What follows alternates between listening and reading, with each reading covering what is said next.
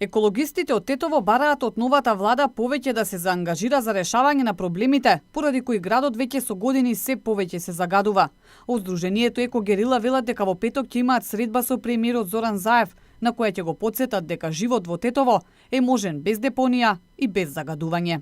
Многу е важно за нас да го потсетиме премиерот дека за живот во Македонија треба да има живот и во Тетово. Значи не да го заборавиме животот во Тетово и на граѓаните и да работиме на некои теми кои некако и не дават многу живот.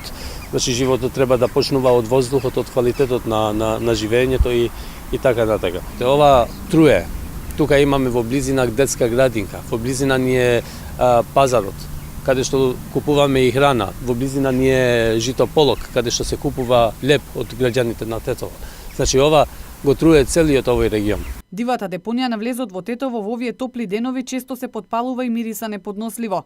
Деценискиот проблем на градот под шара, сите досегашни локални власти не успеаја да го решат.